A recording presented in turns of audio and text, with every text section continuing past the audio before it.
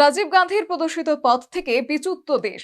এই বিচ্যুতির ব্যাপারে বর্তমান কেন্দ্রীয় সরকারকে দোষারোপ করলেন প্রদেশ কংগ্রেস সভাপতি। সংঘবদ্ধ প্রতিরোধ গড়ে তোলার আহ্বান।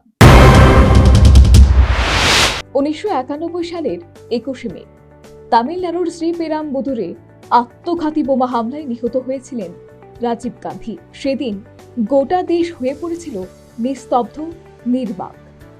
রাজীব গান্ধীর এই মৃত্যু দিবসটিকে সন্ত্রাস বিরোধী দিবস হিসেবে পালন করে আসছে কংগ্রেস।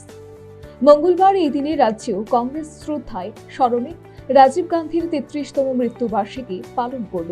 পতাকা উত্তোলন, রাজীব গান্ধীর মর্মর মূর্তিতে পুষ্পার্ঘ অর্পণ করে শ্রদ্ধা নিবেদনের মাধ্যমে কার্যত প্রদেশ কংগ্রেস ভবনে দিনটি উদযাপন করা হয়। পরবর্তীতে কংগ্রেস নেতাকর্মী সমর্থকরা গান্ধীঘাটে গিয়ে শহীদ বেদিতে পুষ্পার্ঘ অর্পণ করে রাজীব গান্ধীর স্মৃতির প্রতি শ্রদ্ধা নিবেদন করেন। শ্রদ্ধা নিবেদনকালে রাজীব গান্ধীর প্রদর্শিত পথ থেকে দেশ আজ বিচ্যুত বলে প্রতিক্রিয়া ব্যক্ত করে কেন্দ্রীয় সরকারের সমালোচনা করলেন ত্রিপুরা প্রদেশ কংগ্রেস সভাপতি আশিস কুমার সাহা। বর্তমান সরকার এই দেশকে রাজীবজির প্রদর্শিত পথ থেকে ওরা বিচ্যুত হয়েছে।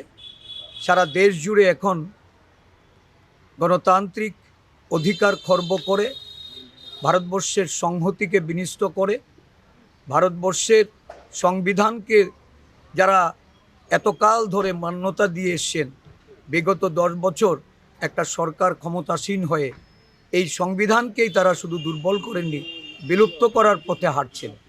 তাই আজকের দিনে আমাদের সংকল্প গ্রহণ করতে হবে, আমাদের অঙ্গীকার হবে আমরা ধর্মনিরপেক্ষ এই সংবিধানের যে আমাদের যে শক্তি, এই শক্তি বিলুপ্ত হতে আমরা প্রতিরোধ করব এবং গণতন্ত্রকে ফিরিয়ে আনার লক্ষ্যে সকলে ঐক্যবদ্ধভাবে। কার্যত শুধু কংগ্রেস নেতাকর্মী সমর্থকদের কাছেই নয়, প্রয়াত রাজীব গান্ধীর গোটা দেশ এবং রাজ্যবাসীর কাছে প্রাক্তন প্রধানমন্ত্রী হিসেবে আজও স্মৃতিতে অমর। সর্বোপরি মঙ্গলবার শ্রদ্ধায় স্মরণে ত্রিপুরা প্রদেশ কংগ্রেস প্রয়াত রাজীব গান্ধীর 33তম মৃত্যুবার্ষিকী পালন করল। Bureau report, news vanguard.